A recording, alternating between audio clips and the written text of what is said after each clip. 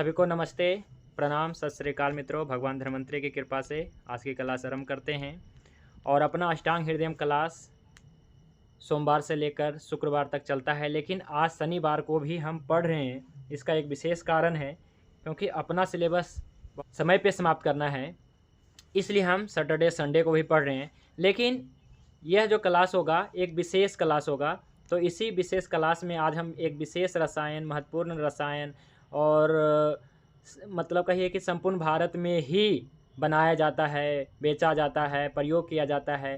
तो एक बहुत ही अच्छा रसायन है और अभी तक आपको हमने धातुओं के क्षय की, है ना, कि क्षय कैसे हो जाता है, वृद्धि कैसे हो जाता है, इसके बारे में बताया। तो वृद्धि हो जाता है तब हम तेज वायु आकाश महाभूत प्रधान औषधियाँ देते हैं, जिसमें मुष्टापाचक, रसपाचक, रक्तपाचक, मांसपाचक, मेदपाचक, अस्थि मज्जा पाचक। लेकिन जब धातुओं का क्षय हो जाए तो क्या दें? तो धातु क्षय क्यों हुआ? क्योंकि अग्नि तेज हो गई, जठर अग्नि, धातुवा अग्नि, तो धातुओं के क्षय हो जाते। तो इसके लिए क्या दें?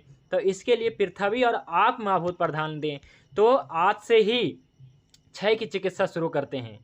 तो च्यवनप्राश एक ऐसे रसायन है, च्यवनप्राश के बारे में अगर हम बात करें तो च्यवनप्राश एक ऐसे रसायन है जो मधुर अम्ल रस प्रधान है और पृथ्वी और आप महाभूत प्रधान है।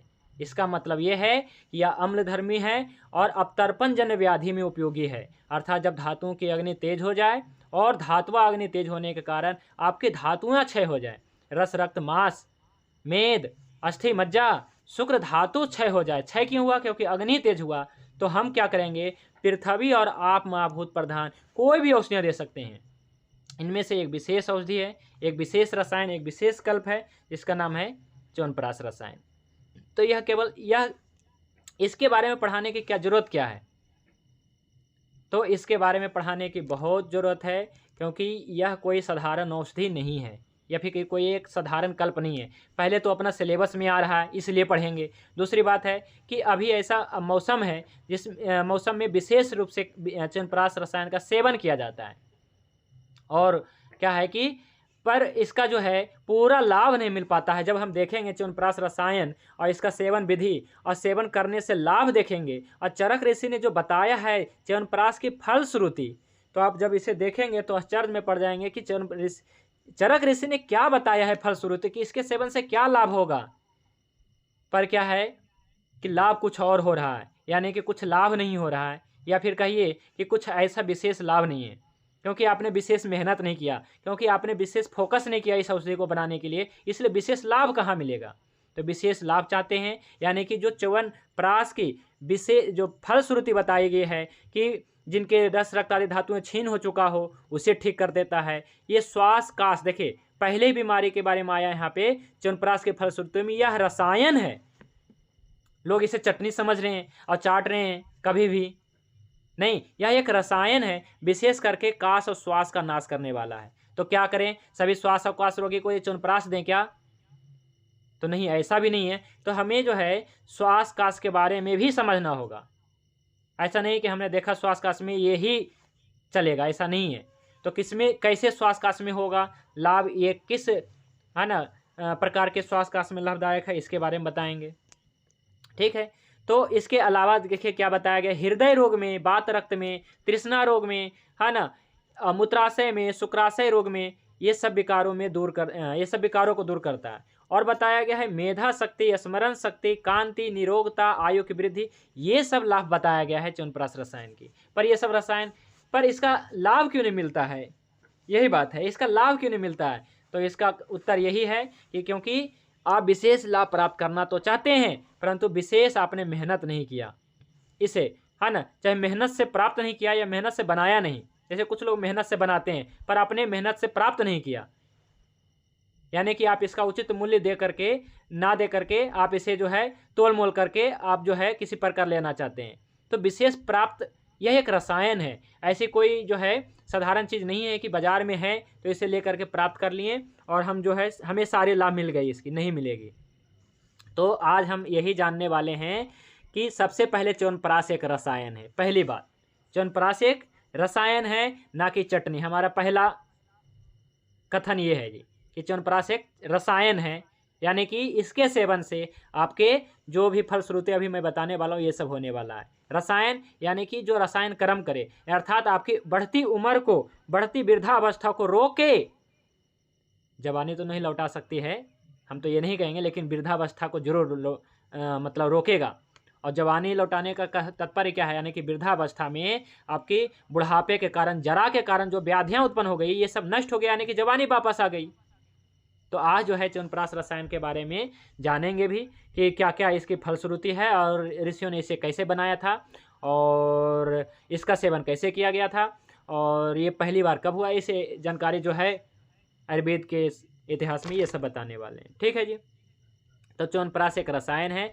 इस रसायन के 46 दिव्य औषधियों का गुणधर्म बताने वाला हूँ। पहली बात है ना कि इस रसायन में जितने भी औषधियाँ हैं सब दिव्य औषधियाँ हैं। तो ये सभी औषधियों को जो है हमें किस प्रकार से प्राप्त करनी चाहिए और ये कौन कौन सी है, ये कैसी है, इसका गुणधर्म क्या है, सब एक एक करके बताने वाला हूँ। कि पहली औषधि क्या है, इतनी सरल हमने बनाया है कि कोई भी इसे देख सकता है और देख करके बना सकता है।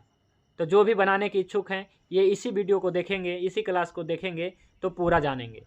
हमने ऐसे बनाया है कि पहली औषधि कौन सी है, दूसरी औषधि कौन सी है, तीसरी औषधि कौन सी है, चौथी औषधि कौन सी है, पांचवी औषधि कौन सी है और कौन सी है, नाम क्या है ये तो बताया ही मैंने, और साथ में कैसी है, दिखती कैसी है ये मैंने बताया, क्या गुणधर्म का है ये मैंने बताया आपको। तो सभी आपको बताया, छठी क्या है, सातवीं, आठवीं, इस प्रकार से शुरू से लेकर के अंत तक देखेंगे। तो अंतिम औषधि जो है आपका नाग केसर है जी, नाग पुष्प है और नाग पुष्प है। और ये कैसी है ये मैंने आपको बताया है, इसका गुणधर्म क्या है ये मैंने आपको बताया। तो बहुत ही विस्तार से, बहुत ही डिटेल से हमने ये टॉपिक बनाया है आप सभी के लिए। और इसके लिए हमने ये इस टॉपिक को बनाने के लिए हम पिछले साल से ही लगे हुए थे कि हम एक ऐसा टॉपिक तैयार करें च्यवनप्राश रसायन के बारे में। विशेष रूप से क्यों करें, ज़रूरत है आज के समाज में, आज के समय में इसकी बहुत ज़रूरत है। क्योंकि आज जो है इस रसायन के नाम पे, क्योंकि साधारण औषधियाँ होती है तो अलग बात है ना, कि चलो सर्दी खांसी जुकाम लूज मोशन ऐसा कुछ है, पर ये एक रसायन है। रसायन का विशेष महत्व बताया गया आयुर्वेद में। इस रसायन का, या फिर कहिए कि ऐसे ऐसे बहुत सारे रसायन हैं, ऐसे रसायन का सेवन करके ऋषि मुनि तभी जो है वर्षों वर्षों जीते थे। वर्षों वर्षों जीने का राज क्या था, तो रसायन था। तो आज हम दो रसायन के बारे में बताएंगे। एक सबसे सीधा और सरल रसायन है और एक तो ये आपके स्क्रीन पे जो दिख रहा है, कितने पेज का है जी, 52 पेज का है।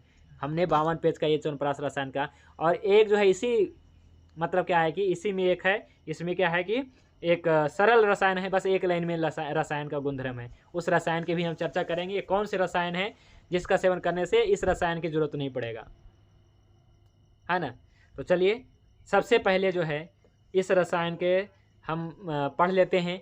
46 दिव्य औषधियों का गुणधर्म तो जानेंगे ही, है ना। निर्माण प्रक्रिया के बारे में भी बताऊंगा कि सबसे पहले क्या करना है और इसके बाद क्या करना है, इसके बाद क्या करना है ना। तो ये सारी जानकारी देंगे क्योंकि मैं बहुत बार बना चुका हूँ, तो बहुत बार जो है बनाने के कारण हम सब कुछ बता सकते हैं ये कैसे बनती है। और आप सभी के लिए भी जो है एक अवसर देंगे कि आप सभी लोग, आपने पढ़ा, क्लास किया, अब आपकी बारी है, आप बनाएं, है ना। चलिए तो सबसे पहले क्या जानेंगे जी कि इसका सबसे पहले जो है गुण, सेवन विधि और लाभ, या कहिए कि फलश्रुति जानते हैं, फिर बनाने का विधि, फिर एक एक करके हम जानेंगे औषधियों का गुणधर्म जी। ठीक है। तो सबसे पहले जानते हैं कि क्या बनाने का बाद में जानेंगे, सेवन विधि और इसके बाद सेवन लाभ। तो सबसे पहले पढ़िए कोई भी साथी, सेवन के लाभ क्या है। सेवन के लाभ: कास, श्वास, ज्वर, सूजन, हृदय रोग, वात, रक्त, मूत्राशय, शुक्राशय के दोष तथा स्वर भेद को नष्ट करता है। बालव, वृद्ध, क्षत, क्षीण, कृशों के शरीर को यह सुडौल बना देता है। मेधा, स्मृति, कांति, आरोग्य, दीर्घायु, वात दोष की अनुकूलता, रतिशक्ति की वृद्धि, इंद्रियों में शक्ति का संचार तथा पाचन शक्ति की वृद्धि होती है। चलिए ठीक है। तो सेवन के लाभ के बारे में जो अभी रेफरेंस आप देख रहे हैं ये भागवत ऋषि बताते हैं जी। ठीक है कि क्या है इसके सेवन के लाभ। तो चलिए सबसे पहले देखिए क्या बताया गया, श्वास काश की पहली, है ना, सबसे ज़्यादा बेनिफिट श्वास काश पे होता है। लेकिन यहाँ पे केवल श्वास काश लिख देने से ये मत समझना है, ये नहीं समझ लेना, प्रयोग करने नहीं लग जाना है कि किसी को श्वास काश है देने लगेंगे। यहाँ पे चूंकि ये पृथ्वी आप महाभूत प्रधान है, ये जो औषधियाँ क्या है जी, क्योंकि मैं सभी औषधियों कल्प के बारे में क्या बताता हूँ, इसका रस बताता हूँ, इसका महाभूत बताता हूँ। तो रस क्या है, मधुर और अम्ल है, और विपाक भी मधुर है। इस कारण से इसमें पृथ्वी और आप महाभूत प्रधान है। और बताइए किसी को बलगम बहुत ज़्यादा आ रही है, श्वास काश है, दमा अस्थमा है, क्या इसको सेवन कराएंगे च्यवनप्राश तो ये घटेगा कि बढ़ेगा? आप ही सिंपल दिमाग लगाइए तो कहेंगे बढ़ेगा, क्योंकि इसमें क्या है जी, मतलब क्या है कि खांड है, मिश्री है, और वैसे ये मधुर और अम्ल है ना, और पृथ्वी महाभूत प्रधान है, आप महाभूत प्रधान है, तो कैसे घटेगा श्वास और काश पे? तो कैसे घटेगा, इसका इसका जो है ये उत्तर है कि देखिए ये पृथ्वी और आप महाभूत प्रधान है, तो आप ये समझिए कि जो श्वास काश है यह केवल एक प्रकार का नहीं होता है, कई प्रकार के होते हैं। श्वास के बारे में मैंने बताया था 5 प्रकार के होता है। तो ये किस में लाभ करेगा, किस श्वास में लाभ करेगा? तो इसका उत्तर ये है कि बातज श्वास बातज काश, यानी कि जिस श्वास काश में बहुत ज़्यादा रुक्षता है, बहुत ज़्यादा कृशता है शरीर में, और सूखी खांसी हो रही है, सूखी दमा अस्थमा, ऐसा सूखा है, तो आप दीजिएगा तो लाभ होगा, क्योंकि ये जो है पृथ्वी और आप महाभूत प्रधान है। तो सूखी खांसी सूखी श्वास में ये लाभदायक होगा, बलगम वाले में बिल्कुल नहीं देना है। तो सूखी श्वास काश में आप इसे कब देना है, प्राण काल में देना है। कब देना है, उदान काल में देना है, ना कि अपान काल में देना है।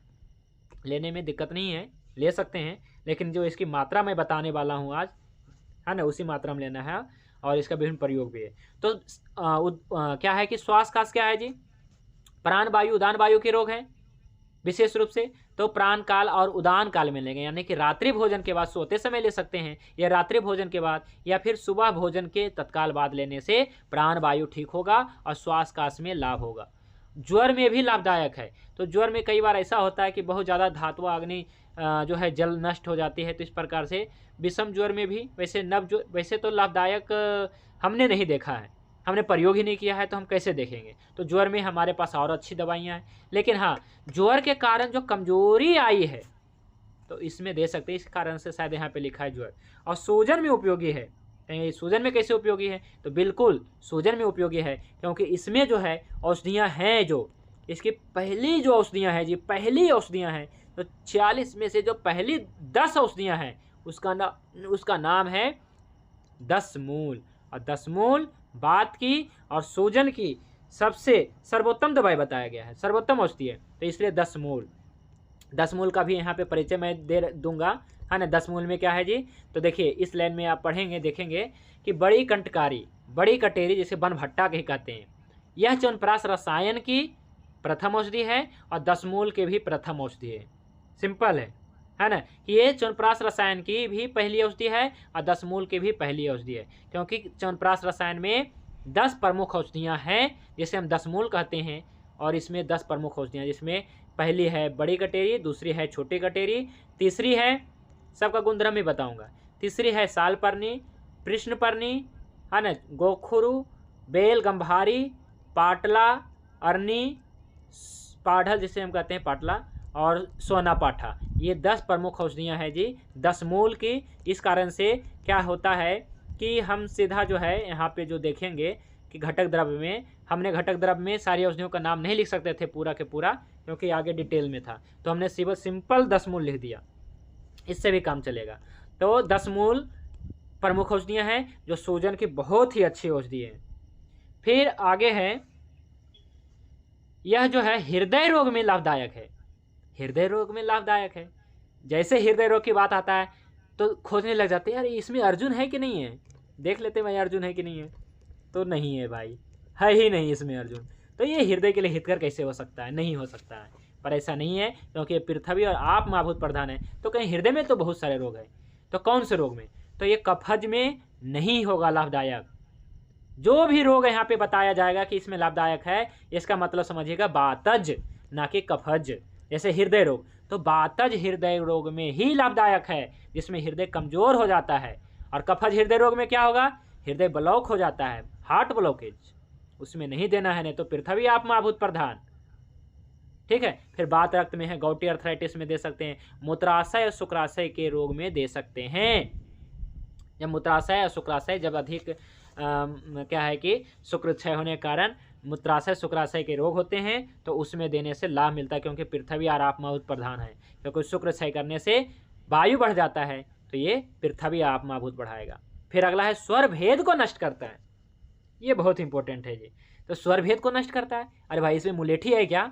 तो बिल्कुल इसमें मुलेठी भी है ना, इसमें मुलेठी है। शायद इसमें हमने जोड़ा है कि नहीं जोड़ा है, लेकिन भागवत ऋषि ने नहीं बोला है, लेकिन हमने प्रतिनिधि द्रव के रूप में मैं अभी आपको दिखाता हूँ। ककोली का प्रतिनिधि द्रव्य है मुलेठी, जोड़ दिया ना। तो यह जो है ककोली जो है 30वीं जो है औषधि थी, पर इसका प्रतिनिधि द्रव अगर ककोली नहीं है या ककोली है तो आधा ककोली आधा मुलेठी डालें तो मुलेठी का भी गुणद्रव। तो यह स्वर भेद को नष्ट करता है। कैसे? जब आप अधिक बोलते हैं तो क्या होता है, वायु महाभूत बढ़ जाता है, या कहिए कि तेज महाभूत बढ़ जाता है। क्योंकि उदान वायु का गुण क्या है जी? उदान वायु का पंचभौतिक स्वरूप तो तेज और वायु, तो ज्यादा बोलेंगे तो तेज महाभूत बढ़ जाएगा। तब क्या है, पृथ्वी और आप महाभूत प्रधान ये जब च्यवनप्राश रसायन देंगे तो जिनका गला बैठ जाता है, स्वर भेद यानी कि गला बैठना न केवल, बल्कि जब क्या है कि अधिक बोलने के कारण या कोई ऐसी गंभीर समस्या हो जाता है तो उनमें भी दे सकते हैं, जिनके आवाज़ ही बिगड़ गया है। पहले नॉर्मल था लेकिन आवाज़ बिगड़ जाता है। ऐसे पेशेंट हमारे पास एक आया था, हमने इलाज नहीं किया, हमने केवल आश्वासन दिया कि हम इलाज करेंगे, क्योंकि हमारे पास कुछ ऐसा तैयार नहीं था उस समय। अभी 20-25 दिन पहले हमने एक शिविर किया था, तो कोरोना के कारण जब वो हॉस्पिटल में एडमिट हुआ, इसके बाद उसके आवाज़ जो है बहुत ख़राब हो गई है ना। स्वर भेद इसको कहते हैं, यानी कि फटा फटा आवाज़ निकलने लगा। मैंने कहा दवाई बनाएंगे, अब हम इसको ये देंगे, है ना। तो इस प्रकार से जो स्वर भेद में लाभदायक है। और क्या और बताया गया है कि बालक वृद्ध यानी कि बच्चों के लिए अच्छा है। और कुछ लोग कहते हैं कि नहीं ये सब रसायन बच्चों के लिए अच्छा नहीं है, बच्चे को नहीं सेवन कराने चाहिए। पर क्या भागवत जो लिखा है तो हम तो वही करेंगे, क्योंकि भागवत परंपरा वाले वैद्य हैं। तो जो भागवत ने कहा है कि बच्चों के लिए तो बच्चों को भी देंगे। अब कोई महान आचार्य कहे, मतलब कोई आज के कोई बड़ा डॉक्टर एमडी और आयुर्वेद के कोई भी एमडी BMS MD डॉक्टर कहे, हमें क्या फ़र्क पड़ता है?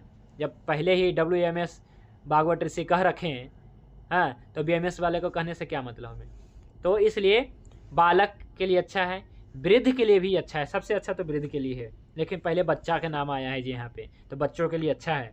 क्योंकि बच्चों में क्या होता है, जो मौसम चेंज होने के कारण जो बार बार जो है ना समस्या हो जाती है, तो उसमें लाभदायक होगा ये। बच्चों बुजुर्गों के लिए भी अच्छा है, क्योंकि वृद्धावस्था के कारण जो भी समस्या आती है, जिसको कहते हैं जरा व्याधि, तो ये सब नष्ट होता है। और छत छीन यानी कि जो कृष का दुबले पतले ऐसे हैं तो उनके लिए अच्छा है। और कृषों के शरीर को सुडौल बना देता है, यानी कि दुबले पतले के लिए अच्छा ही माना गया, क्योंकि पृथ्वी आप महाभूत प्रधान है। ठीक है, तो पृथ्वी आप महाभूत प्रधान होने से ये जो है बात के लघु गुण, बात का रुक्ष गुण, बात का खर गुण, बात का सभी गुण को नष्ट करता है। शीत गुण को ठीक करेगा कि नहीं करेगा? तो नहीं, शीत गुण क्योंकि ये पृथ्वी आप महाभूत प्रधान है इसलिए नहीं करेगा। ठीक है, इसके अलावा कहा गया है कि यह जो है मेधा शक्ति है ना, मेधा धारण शक्ति को बढ़ाएगा, स्मरण शक्ति स्मृति को बढ़ाएगा, कांति ओज तेज को बढ़ाएगा, आरोग्य को बढ़ाएगा, दीर्घायु प्रदान करेगा। और सबसे बड़ी बात तो जो शरीर में अपने भूचाल लाने वाला जो बात दोष है उसको कंट्रोल करेगा, उसको जो है अपने बस में करेगा। इसलिए लिखा है बात दोष की अनुकूलता करेगा, क्योंकि पृथ्वी आप महाभूत प्रधान है। और रति शक्ति की वृद्धि यानी कि मैथुन आदि शक्ति को भी वृद्धि करेगा, क्योंकि रस रक्त आदि धातुएं बढ़ेगी, शुक्र धातुएं बढ़ेंगी तो रति शक्ति की वृद्धि। और इंद्रियों की शक्ति में संचार, यानी कि किसी का आँख खराब हो रहा है, किसी का दांत खराब हो रहा है, दांत तो वैसे है ना अंग है, इंद्रिय नहीं, लेकिन आँख खराब हो रहा है, कान खराब हो रहा है, नाक खराब हो रहा है, त्वचा खराब हो रही है, जीव खराब हो रहा है, ऐसे मतलब ज्ञान इंद्रिय हो चाहे कर्म इंद्रिय, सभी इंद्रियों में शक्ति का संचार होगा, है ना। जनन इंद्रिय के भी बात यहाँ पे समझ लीजिए। अब पाचन शक्ति की वृद्धि होगी। देखिए पाचन के लिए भी बढ़िया है, तो पाचन के लिए बढ़िया क्यों है? क्या है इसमें? चित्रक है? नहीं है, फिर भी क्या पाचक के लिए अच्छा है? क्योंकि इसमें पीपली है और अच्छी मात्रा में पीपली इसमें डलता है। 2 बार डलता है, क्वाथ द्रव में भी और क्वाथ द्रव में भी डलता है शायद, और प्रेक्ष्य द्रव में तो डलता ही डलता है। अब देखेंगे किस में डलता है। तो डलता है। और भी इसमें ऐसी औषधियाँ हैं जो क्या है कि बहुत ही अच्छा, जैसे अग्निमंथ अग्नि के लिए, तो ऐसी चीज़ें हैं जो क्या है कि अग्नि को बढ़ाता है। तो सेवन के लाभ आपने देख लिया। अब चलते हैं सेवन विधि। पहले सेवन विधि देखना बहुत जरूरी है। चलिए पढ़िए, सेवन विधि क्या है।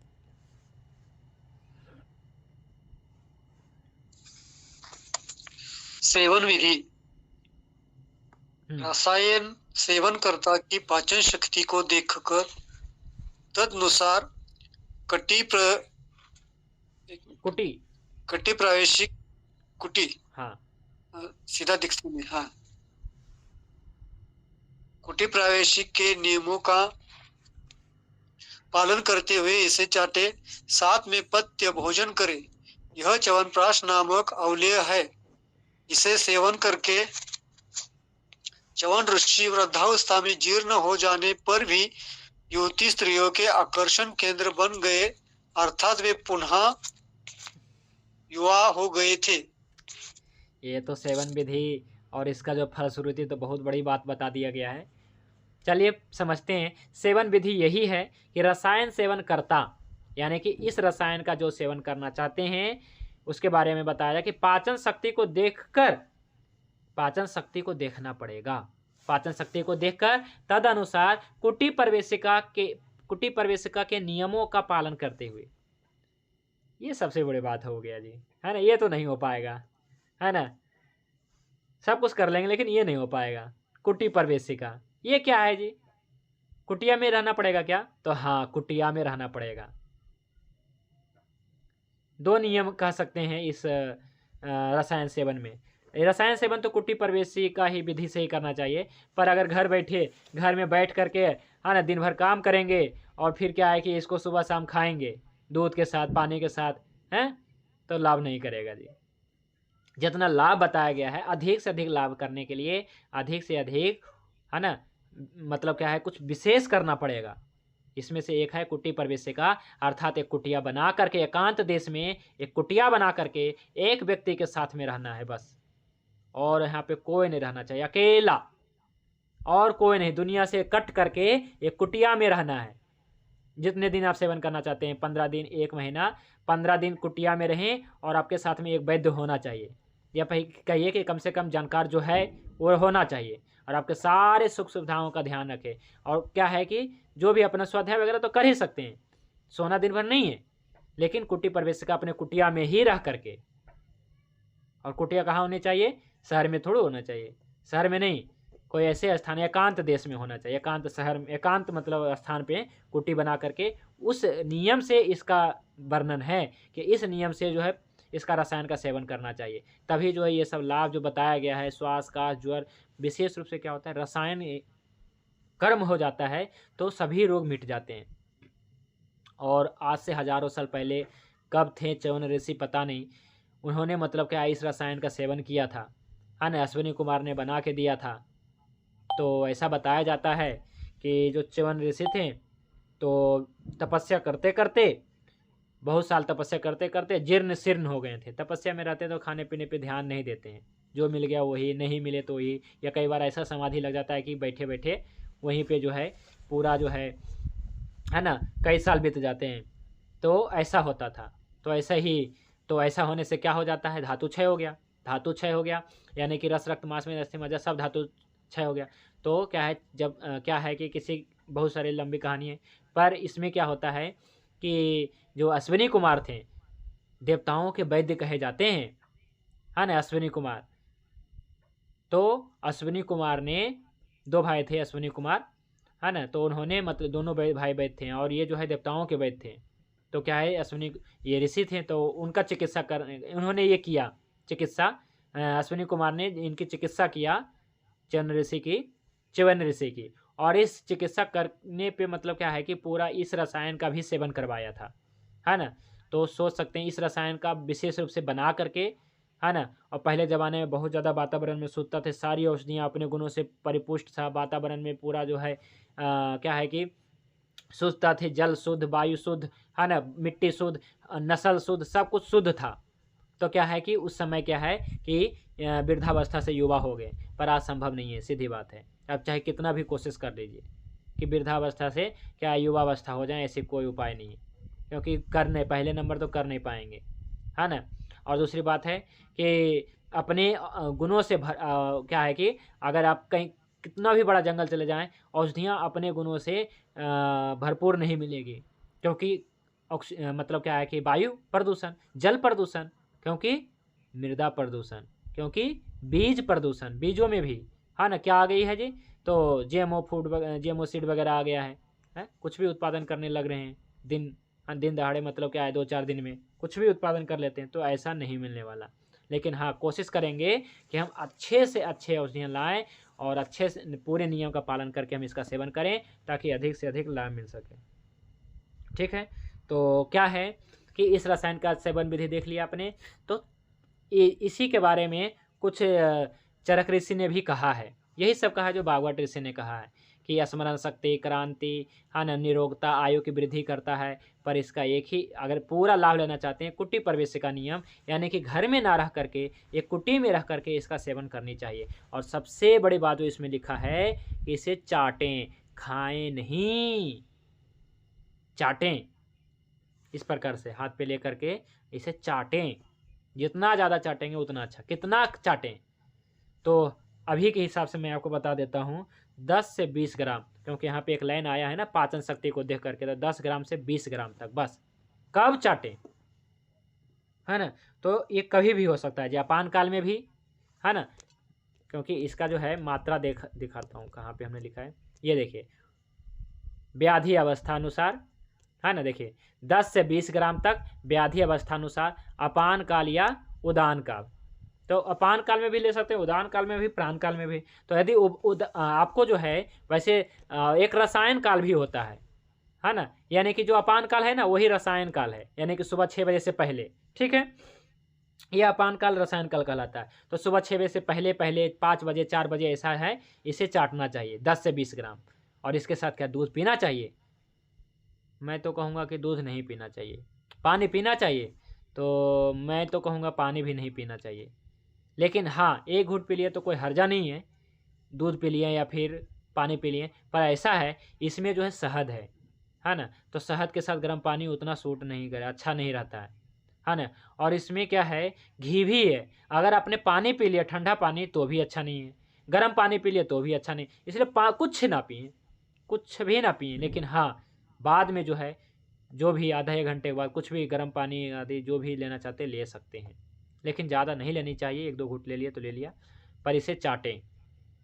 अगर नाभि के नीचे की समस्या है, जैसे शुक्राशय, मूत्राशय की समस्या है, घुटनों की समस्या है, या फिर ऐसी कोई भी पैर के नीचे की समस्या है, तो आप अपान काल में ही लें या रसायन काल लें सुबह सुबह। और यदि क्या है कि आपको गले के ऊपरी की समस्या है, जैसे दिमाग की समस्या है, याद नहीं रहता है, ध्यान नहीं रहता है ना, आँखों की इंद्रियों की समस्या है, कान की समस्या है, नाक की समस्या है, जीभ की समस्या है ना, और नींद नहीं आती है, ऐसे कोई भी समस्या है, तो रात्रि को सोते समय लेनी चाहिए, सोने से पूर्व लेनी चाहिए। ठीक है, और यदि श्वास काश की समस्या है तो खाने के तुरंत बाद लें, है ना, सुबह खाएं और खाना खाने के तुरंत बाद ले सकते हैं, है ना। या फिर आप सीधा रसायन काल में लेंगे तो पूरा लाभ करता है। रसायन तो रसायन है, इसलिए रसायन के सेवन के लिए बताया गया रसायन काल, है ना, कि रसायन काल होता है 4-5 बजे जो समय होता है। ठीक है, तो इसे चाटना है, और इसके साथ में गर्म दूध नहीं लेना है, ना पानी लेना है, अब बस चाटें। इसके बाद जैसे क्या है कि पूरा जो है, अब देखिए अच्छे से चाटना है ताकि सारा अंदर चला जाए, मुंह में ना लगे, है ना। बाकी मुंह वगैरह धो सकते हैं, कुल्ला वगैरह कर सकते हैं। तो चलिए अब एक एक औषधियों का गुणधर्म जानेंगे, क्योंकि समय वैसे कम ही है। 46 औषधियों का गुणधर्म जानेंगे तो बहुत बड़ा, मतलब 46 दिन भी लग सकते हैं। आप तो सभी जानते हैं ये औषधियों का गुणधर्म कहने में कितना समय लगेगा, लेकिन हम केवल संक्षेप में कहेंगे, आप विस्तार में पढ़ेंगे, है ना। बाद में PDF देखेंगे, जिसको पढ़ना होगा मैंने बना दिया सिलेबस। लेकिन हाँ, कोई कल्प बताऊंगा मैं, मान लीजिए कोई कल्प बताऊंगा तो उसमें मैं डिटेल से कहूँगा। जैसे मैंने आपको सतताल बताया, है ना, तो सतताल में मैंने शतावरी का गुणधर्म बताया कि नहीं, विस्तार से पूरा, जितना समय लगा 10 मिनट 20 मिनट, तो बहुत सारी औषधियों के बता ही रखा है। तो पहली औषधियाँ क्या है जी, तो बड़ी कटेरी। एक 2 प्रकार के कटेरी होते हैं, छोटी कटेरी, बड़ी कटेरी। तो पहली है बड़ी कटेरी, ये च्यवनप्राश रसायन की पहली औषधि है और 10 मूल की पहली औषधि है, क्योंकि च्यवनप्राश की जो सबसे प्रमुख औषधियाँ हैं वो 10 मूल को मैं मानता हूँ, सबसे प्रमुख औषधियाँ। अगर सारी जड़ी बूटियाँ ना रहे क्वाथ में, लेकिन 10 मूल है तो बना सकते हैं। मतलब अच्छा बनाना नहीं चाहिए, लेकिन क्या है कि लाभदायक है, पावर है इसमें। जो क्या है कंटकारी क्या है, तो ये जो है देखेंगे तो ये भी देखिए हृदय के लिए हितकर है ना। देखिए यही सब है, हृदय के लिए हितकर है, संग्राही है, और यह जो है तिक्त रस युक्त है, कफ वात शामक है। ऐसा ऐसा बहुत सारे हैं, हम ज़्यादा नहीं बताएंगे, आप सभी पढ़ लीजिएगा। दीपन है, पाचन है, ग्राही है। दूसरा देखेंगे छोटी कटेरी है, देखिए। और कैसी होती है ये सब भी देखिए, ऐसी होती है। बड़ी कटेरी इस प्रकार की होगी और छोटी कटेरी थोड़ा छोटा होता है इसका फल। पर बड़ी कटेरी बैगन की बैगन जो होता है बन भट्टा इसके जैसा होगा, और छोटी कटेरी जो है मतलब कि ज़मीन पे बिखरी रहती है, तो इस प्रकार की रहती है। पर छोटी कटेरी का भी गुणधर्म लगभग सेम है ना। तो ये भी क्या है कि इसका भी ये मूत्रल विशेष रूप से रहता है, कफ निसारक, कफ को निकालने वाला, ऐसा बताया गया है। तीसरा है सालपर्णी, है ना। सालपर्णी जिसे सालवन भी कहते हैं, यह च्यवनप्राश की या 10 मूल की तीसरी औषधि है सालपर्णी। तो ये क्या है कि सालपर्णी जो होता है इसकी जड़े का इस्तेमाल, 10 मूल मतलब इसकी जड़ ही लेना चाहिए वैसे तो, लेकिन ना मिले तो पत्ते वगैरह भी और पूरा पंचांग भी ले सकते हैं। जैसे मैं कंटकारी का लेता हूँ तो आप भी ले सकते हो। वैसे ये अप्राप्य है, ये सब मिलता नहीं है बाजार में।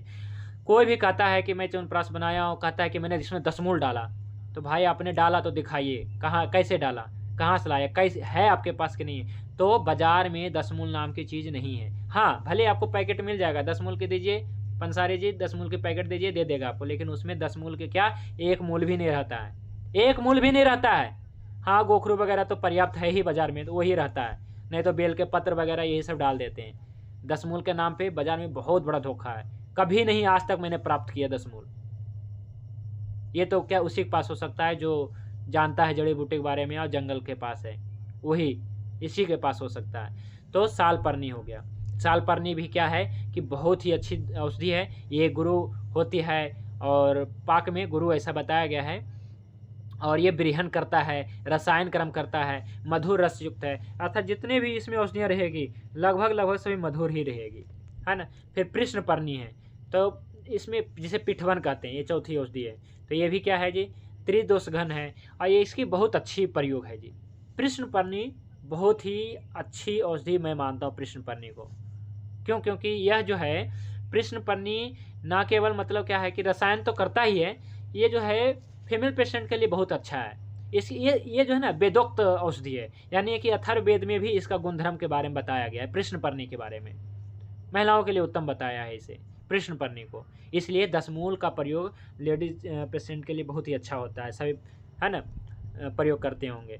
तो यह जो है त्रिदोष नाशक होता है, वृक्ष से लगभग सभी होता है। गोखरू के बारे में तो सभी जानते हैं जी, ये भी एक रसायन है ना। और शीतवीर है, स्वादु है, बलकारक है। बेल के बारे में सभी जानते हैं, बताया भी था, इसके पत्ते के बारे में बताया था। चलिए इसके फल के बारे में, फल यहाँ पे क्या कैसी लेनी चाहिए, तो देखिए यहाँ पे ना इसका जो है मैं फल नहीं लेता हूँ, यहाँ पे आप इसके नहीं इस प्रकार से पत्ते लें, है ना, या फिर जो भी बेल छूप है ना, इस प्रकार से जो टहनियाँ वगैरह ये सब लिया जाता है, या मूल भी ले सकते हैं क्योंकि 10 मूल आता है। छाल भी ले सकते हैं, लेकिन टहनियाँ ले लीजिए। गंभारी का छाल लिया जाता है, ये भी अच्छी औषधियाँ हैं, है ना, ये भी मधुर है। और अरनी है, जैसे अग्निमंथ कहते हैं, ये भी बहुत ही अच्छी औषधि है ना, अग्नि को अच्छा करता है शरीर में, है ना। और ये क्या है बात हर विशेष रूप से बताया गया है ना। पाढ़ल जिसे पाटला कहते हैं, ये 9वीं औषधि है, और यह जो है क्या है कि त्रिदोष नाशक है, और थोड़ा ये तिक्त कषाय है, ठीक है, स्वास्थ्य के लिए अच्छा वैसे है। और सोना पाठा, इसके बारे में तो गुणधर्म मैंने बताया ही है। सोना पाठा ये 10 मूल की 10वीं औषधि है, और च्यवनप्राश की भी 10वीं औषधियाँ हैं। 10 मूल की 10 औषधियाँ यहाँ पे समाप्त होती है। सोना पाठा, है ना। तो सोना पाठा भी क्या है कि ये थोड़ा क्या है कि अग्नि दीपक माना जाता है, अच्छा होता है, इसका छाल का प्रयोग करते हैं। 11वीं औषधि है बलामूल, जिसे खिरैठी कहते हैं, है ना। और भी अन्य नाम जानते होंगे, बलामूल। तो मूल का प्रयोग करना चाहिए, ना कि पत्ते का प्रयोग करना चाहिए, ना कि इस प्रकार का देखिए, है ना, बाजार में आपको इस प्रकार के मिल सकता है, पर इसका मूल का प्रयोग करें, है ना। तो मूल का प्रयोग क्या है कि अच्छी बड़ी बड़ी होती है, आज ही मैंने निकाल के लाया, अच्छी बड़ी बड़ी होती है। तो इसको कहाँ से प्राप्त करें, तो जंगल वाला विशेष रूप से लाभदायक होगा। सड़क के किनारे कोई भी औषधियाँ हो, इसका प्रयोग नहीं करना चाहिए, क्योंकि प्रदूषण, और वो अच्छी रहती भी नहीं है। हमने कई बार देखा है निकाल करके, तो इतनी बड़ी इसकी जड़ होती है, उसमें वो सड़ी सी रहती है। पर क्या है कि जो खेतों में किनारे रहता है ये बहुत बड़ी बड़ी है ना रहती है और बिल्कुल पुष्ट रहता है, तो इसका प्रयोग करनी चाहिए, यही करते हैं। फिर नागर मोथा, नागर मोथा के बारे में तो बताया है। मुश्ता, ठीक है जी, तो मुश्ता भी बहुत ही अच्छी औषधि है ना। ये जो है शीतवीर है ही, पृथ्वी आप महाभूत पर कसा है। और जीवक, अब यहाँ से शुरू होता है अष्टवर्ग, आपने सुना होगा च्यवनप्राश अष्टवर्ग युक्त। तो जैसे कि हमने भी लिखा है, देखिए यहाँ पे 10 मूल के बाद हमने देखिए क्या लिखा है, 10 मूल के बाद हमने लिखा है शायद, हाँ, च्यवनप्राश की जो प्रमुख घटक द्रव्य है ना वो 10 मूल है, देसी आंवला है, देसी आंवला है ना, और खांड है, और देखिए मधु है। अष्टवर्ग हमने लिखा है, तो अष्टवर्ग भी इसमें है। तो अष्टवर्ग में 8 औषधियाँ हैं जी। ये सब क्या है कि लगभग अप्राप्त है, ये सब यहाँ नहीं मिलता, जंगल में भी नहीं मिलता, ये केवल हिमालय में मिलेगा, है ना। फिर भी क्या है कि कोशिश करके इस प्रकार के, देखिए हमारे पास यही आता है, जो रहे है ना, यही जीवक है। पर इसे मैं मतलब क्या है कि सर्वोत्तम नहीं मानता हूँ, पर ये जीवक ही है ना। लेकिन ये जो है क्या है कि पहाड़ों पे उगा हुआ नहीं, हमें मालूम है ना, ये ओरिजिनल वाला नहीं है जी, सीधी बात है। लेकिन यही वाला है प्राप्त बाज़ार में, ठीक है। और चूँकि हम हिमालय नहीं जा सकते हैं, इसलिए मुझे बाज़ार से लेना पड़े। अगर मैं हिमालय में रहता तो हिमालय खोज के लाता मैं, तो इस जंगल में नहीं होता है, ठीक है। तो ये भी क्या है जी, ये तो बहुत ही अच्छी औषधियाँ हैं अष्टवर्ग के बारे में, इसके बारे में पढ़िएगा, इसकी उत्पत्ति, गुणधर्म। तो टोटल गुणधर्म यही है अष्टवर्ग का, यही है। इसमें 8 औषधियाँ होती है, जीवक, ऋष्वक, मेदा, महामेदा, ककोली, क्षीर ककोली, वृद्धि, रिद्धि, यही है 8 औषधियाँ जी। और ये बताया जाता है कि ये शीतवीर्य है अष्टवर्ग, और स्वादिष्ट है, बृहन है, धातु वर्धक है, शुक्र जनक है, विपाक में गुरु है, और भंग संधान कारक है, अर्थात टूटे हड्डियों को जोड़ने वाला है, हृदय शक्ति को बढ़ाने वाला है, कफ को बढ़ाने वाला है, बल को बढ़ाने वाला है, और क्षय आदि को दूर करने वाला है। तो अष्टवर्ग बहुत ही पावरफुल माना जाता है, पोषक तत्व तो टॉनिक माना जाता है जी आयुर्वेद की, है ना, इसे। तो ये है। तो हमने क्या किया है कि कुछ हमने लिया है, जैसे जीवक हमने लिया है, लेकिन ऋष्वक नहीं है, बाजार में भी ऋष्वक नहीं है, सीधी बात है, बाजार में भी ऋष्वक नहीं मिलेगा। तो ऋष्वक के स्थान पे हमने लिया है महाशतावरी, है ना। ऋष्वक का प्रतिनिधि द्रव्य है ये, है ना। यानी कि देखिए आयुर्वेद में क्या बताएगा, प्रतिनिधि द्रव्य, यानी कि ये नहीं है तो ये ले सकते हैं, लेकिन उसके जैसा लाभ नहीं मिलेगा, लेकिन कुछ लाभ मिलेगा। तो ऋष्वक का जो है प्रतिनिधि द्रव्य हमने लिया है महाशतावरी। यहाँ पे गलती से लिख दिया शतावरी मैंने, हालांकि मैं लेता हूँ महाशतावरी। कि शतावरी महाशतावरी में क्या फ़र्क है, देख लीजिए क्या फ़र्क है, जो आपके स्क्रीन पे है।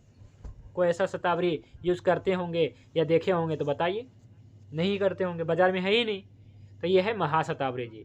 इसके ऊपर एक छाल सी होती है, इसको मैं देखिए एक सफ़ेद भी दिख रहा होगा, देखिए इसको छाल को जो है, और देखिए ये जंगल का फोटो है, देखिए इस प्रकार से। और ये जो ये हाथ है ना, ये डॉक्टर मदन आर्य जी का हाथ है, ये शतावरी को पकड़े हुए हैं, है ना। तो क्या है कि जंगल में भ्रमण कर रहे थे, तो उस समय हमने इसका फ़ोटो लिया था वर्षा ऋतु में। लेकिन ये जो अभी मैंने लाया है निकाल के, अभी 5 दिन पहले निकाला है, ये महाशतावरी। तो एक होता है शतावरी, जो क्या है कि शतावरी का दूसरा रूप है, ठीक है, वो होता है मधुर। इसका गुणधर्म कुछ अलग है जी महाशतावरी का, इसमें आप पढ़ लीजिएगा। पर शतावरी महाशतावरी में आकाश और ज़मीन का फर्क होता है, आकाश और ज़मीन का फर्क होता है ना। जो महाशतावर होता है वो कसाय लगेगा, जैसे लेंगे आपका गला जाम कर देगा। हमने लिया, हमारा गला जाम कर दिया, लेकिन विपाक में मधुर होता है। पर मैंने आपको क्या बताया था, मैंने आपको यही बताया कि जो कसाय हो और विपाक में मधुर हो वही रसायन है। लेकिन जो मधुर है यार, और मधुर है विपाक, कौन सी बड़ी बात है। तो इसलिए जो आज के बाज़ार में आता है शतावर, वो शतावर है, लाभ करेगा, पर वो मधुर है, विपाक भी मधुर है, और रसायन नहीं है, सीधी बात है। रसायन मतलब यही, ठीक है। महाशतावर ये कसाय है, आप इतना सा टुकड़ा लीजिए जीभ में और इसे चबाइए, आपका गला जाम कर देगा, इतना ज़्यादा ठंडा है ये, इतना ज़्यादा कसाय है, इसलिए ये लिकोरिया वगैरह को ठीक कर देता है। तो मैंने क्या है कि आपने सुना होगा कि जैसे जैसे हाई डिस्चार्ज वगैरह में शतावर आदि दिया जाता है तो ठीक होता है, पर ठीक क्यों नहीं हो रहा है, क्योंकि वो बाज़ार वाला जो है क्या है जी, मधुर है, कसाय है ही नहीं। तो कौन ठीक कर सकता है लिकोरिया को, कौन ठीक कर सकता है, जो कसाय है, जो स्तंभन कर सकता है, जिसमें पृथ्वी महाभूत है। तो वायु और पृथ्वी महाभूत प्रधान कसाय होता है ये वाला, बहुत ज़्यादा ठंडा होता है और गला तो तुरंत जाम कर देता है, इतना ज़्यादा कसाय होता है। लेकिन विपाक अंततः मधुर ही है, तो इसलिए ये महाशतावर बहुत ज़्यादा उपयोगी है। तो रसायन आदि बनाने में ऐसी औषधियाँ प्रयोग करनी चाहिए। कमलगट्टा, कमल के बीज है ये जी, बाकी और भी कमल के चीज़ प्रयोग कर सकते हैं, लेकिन कमलगट्टा ही प्रयोग किया जाता है विशेषता। तो ये भी मधुर है, अच्छी चीज़ है ये, है ना। देखिए मधुर तिक्त कषाय है ये। और मांस पर्णी मुग्ध पर्णी, मांस मतलब होता है उड़द, तो जंगली उड़द की मैं बता रहा हूँ। देखिए इस प्रकार से जंगलों में इस प्रकार से उड़द ही रहता है, पर ये जंगली वेराइटी रहता है, इसमें ज़्यादा पावरफुल रहता है। तो इस प्रकार से आप देखेंगे सुखाने पर इस प्रकार से आपको प्राप्त होंगे, ये हमारे पास इस प्रकार से, है ना। हम मैं ये प्रयोग करता हूँ, तो जंगल में मिलता है उड़द, है ना। तो ये भी क्या है, मांस। देखिए जो मांस खाने वाले हैं ना, उनको कहिए ये मांस खाओ, है ना। कैसी मांस, तो जंगली उड़द, उड़द को मांस कहा गया है, यानी कि ये मांस धातु विशेष रूप से बढ़ाता है, ठीक। तो और ये जो है कैसी है, जिसको बन उड़दी कहते हैं, ये तासीर में ठंडा है, मधुर रस युक्त है, ये बताया गया। मुग्ध पर्णी, मूंग नहीं, मुग्ध पर्णी जंगली मूंग, तो साधारण मूंग नहीं होती है, तो जंगली चीज़ें अच्छी ज़्यादा पावरफुल होती है। तो इस प्रकार से जंगली मूंग भी होती है, तो मूंग से ज़्यादा गुणधर्म इसमें है। और ये भी क्या है, मृदु जीवनीय है, टॉनिक है ये एक प्रकार से, शीतल है, इस प्रकार से मधुर वगैरह। अब आता है पीपली। पीपली क्या है, तो पीपली भी ये तो अग्निवर्धक है ना। और काकड़ा सिंगी, काकड़ा सिंगी इस प्रकार के होता है, जो क्या है कि ये मैं ज़्यादा उपयोग नहीं करता हूँ, केवल चंद्रप्राश में डलता है तो डालते हैं। ये कफ निस्सारक, कफ के लिए अच्छा बताएगा काकड़ा सिंगी। ये है मैदा, महामैदा नहीं, ये मैदा है, मैदा। एक देखिए मैदा लकड़ी अलग चीज़ है, ये मैदा है, ये अष्टवर्ग की औषधियाँ हैं, ठीक है। देखिए अष्टवर्ग की औषधियाँ में मैदा आया ना, देखिए मैदा, महामैदा, तो ये है। तो ये भी अच्छा मधुर विपाक आदि है, बताया ही पहले ने। और महामेधा का नहीं मिलता बाजार में, बाजार में महामेधा है ही नहीं, हिमालय में मिल सकता है, जंगलों में भी नहीं है। तो महामेधा का हमने प्रतिनिधि द्रव्य लिया है, जिसे कहते हैं अश्वगंधा, अश्वगंधा ले सकते हैं। तो अश्वगंधा की पहचान तो होगा ही, इस प्रकार के रहता है, और जड़ें जो है इस प्रकार से। तो कई प्रकार के होता है अश्वगंधा, जंगली अश्वगंधा भी ले सकते हैं, ये जंगली अश्वगंधा है ना, जो क्या है मोटी होती है ना। और एक सिंपल, है ना, बाजार में रहता है। भूमि आंवला, भूमि आंवला सभी जानते हैं जी, है ना। भूमि आंवला के बारे में वैसे गुणधर्म मैंने नहीं बताया, नाम सुने होंगे आप लोगों ने, है ना। ये शीत है तासीर में। एला यानी कि छोटी इलायची, है ना, छोटी इलायची। तो छोटी इलायची भी क्या है जी, श्वास के लिए बहुत अच्छा है। जीवंती, जिसे डोडी कहते हैं, ये भी बहुत ही अच्छी औषधि है ना। जीवनीय इसे बताया गया जीवंती को। फिर अगरू है, अगरू को अगर कहते हैं, इस प्रकार का होता है, ये काला अगर है, ठीक है। और भी अलग हो सकता है, पर ये मैं जानता हूँ और यही प्रयोग बताया है करने के लिए। ये भी क्या है कि त्वचा के लिए हितकारी वैसे बताया गया है, और इसका मैं प्रयोग नहीं करता हूँ, केवल च्यवनप्राश में डालते हैं। मुनक्का, दाग के गुणधर्म मैंने बता ही दिया पहले, ये तो अच्छा है ही, है ना। फल शीतल होता ही, मधुर है। ये देखिए पुष्कर मूल है, ये है पुष्कर मूल, ये श्वास काश के लिए बहुत ही अच्छा औषधियाँ हैं, ठीक है, क्योंकि ये तिक्त कषाय थोड़ा होता है। रक्त चंदन, है ना, लाल चंदन का प्रयोग करते हैं, तो इस प्रकार से ये भी शीतल ही है ना। नेत्रों के लिए अच्छा है। गुरु स्वादु, इस प्रकार से है ये है कचोर, जिसे कचोरा कहते हैं, है ना। हल्दी जैसा होता है, इसमें काफ़ी ज़्यादा खुशबू होती है ना। तो ये जो है, ये भी श्वास काश के लिए अच्छा है, इस कारण से जो है दीपन भी है ये। पुनर्नवा साठे के बारे में सभी जानते ही हैं, है ना। पुनर्नवा यानी कि अंगों को नया करना, रीजनरेट करता है, तो ये तो बहुत ही अच्छी औषधियाँ हैं जी। पुनर्नवा की जड़ है, जड़ लेना है। और काकोली, क्षीर काकोली, तो हमारे पास ये बाज़ार में मिल जाएगा आपको, काकोली, क्षीर काकोली। इस तरफ देख रहे हैं, जो काकोली है जो शतावरी की तरह रहेगा, और क्षीर काकोली कुछ इस प्रकार के रहेगा, इसमें दूध जैसा रहता है, इस कारण से क्षीर काकोली कहते हैं, ठीक है। तो ये है, दोनों डालने चाहिए, 30वीं और 31वीं औषधियाँ ये है जी, है ना। तो इसलिए अब सीधा 32 में आएंगे। हाँ 30 में काकोली का भी प्रतिनिधि द्रव्य मुलेठी है, जो अच्छा ही होगा स्वर भेद के लिए, तो मुलेठी भी आधा आप इस्तेमाल कर सकते हैं। अगली औषधियाँ हैं काकनाशा, काकनाशा कौवा की तरह होता है शायद इसका नाक, ये देखिए इस प्रकार से रहता है, तो ये मिल जाता है बाज़ार में, जंगल में बहुत रहता है ये, तो ये भी है ना। और भी इसका प्रयोग है, लेकिन च्यवनप्राश में इसका विशेष रूप से प्रयोग किया जाता है, क्योंकि ये कषाय कटु ऐसा कुछ है। ये हरड़ है, छोटे हरड़ के गुणधर्म मैंने बता ही दिया है। कषाय है पर विपाक में मधुर है, इसलिए रसायन है, तो इसका होना बहुत जरूरी है। गिलोय कषाय है पर विपाक में मधुर है, इसलिए रसायन, इसलिए इसमें होना बहुत जरूरी है। है ना। बिदारी कंद, ये तो क्या है कि बहुत पावरफुल औषधि माना जाता है। बिदारी कंद या क्षीर बिदारी भी कहते हैं, इस प्रकार से सफ़ेद सफ़ेद रहेगा, है ना। इसकी कंद होती है, बैठती है, और ये क्या है जी, बहुत ज़्यादा क्या है, पावरफुल है। और ये जो है मधुर रस युक्त है, स्निग्ध है, बृहन है, दूधवर्धक है, शुक्र बढ़ाने वाला है, इस प्रकार से। अष्टवर्ग जैसी। अडूसा, तो अडूसा क्या है जी, इस प्रकार की रहती है, और ये श्वास कास के लिए, लीवर के लिए भी अच्छा है, जिसको बासा भी कहते हैं, है ना। शीतवीर्य है, तासीर में ठंडा है, तो इस प्रकार से। फिर अगला है आमल की। आंवला का गुणधर्म मैंने बता दिया, एक रसायन है। तो च्यवनप्राश रसायन की मुख्य घटक द्रव्य यही है, आंवला ही है, तो आंवला एकदम अच्छी होनी चाहिए। और अगली औषधियाँ हैं गौघृत, यानी कि गाय का घी। तो गाय मतलब देसी गाय, और घी मतलब कढ़ावनी बिलौना वाला घी, है ना, इस प्रकार से। तो क्या है कि तब मानेंगे गाय का घी है। तो गाय का घी बारे में मैंने बता ही दिया है। बुद्धि, स्मृति, मेधा, जठर अग्नि सबको अच्छा करता है। और बताया गया है घी रसायन है भाव प्रकाश निघंटू में। और चरक ऋषि ने तो ये बताया है, स्नेह सारो अयम पुरुष, यानी कि मनुष्य शरीर में स्नेह ही सार वस्तु, यानी कि मनुष्य स्नेह के सहारे ही जीवित है। शरीर में स्नेह खत्म हो गया तो खत्म, है ना। तो इसलिए स्नेह सारो, ये मतलब सूत्र है। और जल, जल मतलब गंगा जल, ठीक है। जल मतलब होता है जी गंगा का जल। तो गंगा जल क्या है जी, गंगा जल क्या नदियों से प्राप्त करें? नहीं, जरूरत नहीं नदियों से प्राप्त करने का। जो वर्षा जल है ना, वही गंगा जल है। इसके बारे में हमने गुणधर्म लिखा है, देखिए क्या है गंगा का जल, क्या लिखा है, गंगा से आकाश से गिरा हुआ गंगा का जल जीवन अर्थात जीवित रखने वाला, तर्पण, तृप्तिकारक, हृदय के लिए हितकर, आनंददायक, बुद्धि को बढ़ाने वाला। तो मैं जो प्रयोग करता हूँ गंगा का जल प्रयोग करता हूँ। क्यों? क्योंकि क्या है कि हमने क्या है कि जो आज के जलवायु मतलब कि करना चाहिए वर्षा जल, है ना। तो वर्षा जल या फिर नर्मदा जल भी प्रयोग करते हैं कई बार, और कई बार गंगा जल भी हम लाते हैं, तो गंगा जल भी प्रयोग करते हैं, मतलब इसी में बनाने में, ठीक है। वर्षा जल तो सर्वत्र है ही, गंगा जल मतलब यही होता ही है। देखिए गंगा का जल आकाश से गिरा हुआ स्वच्छ जल, ठीक है। तो यही है।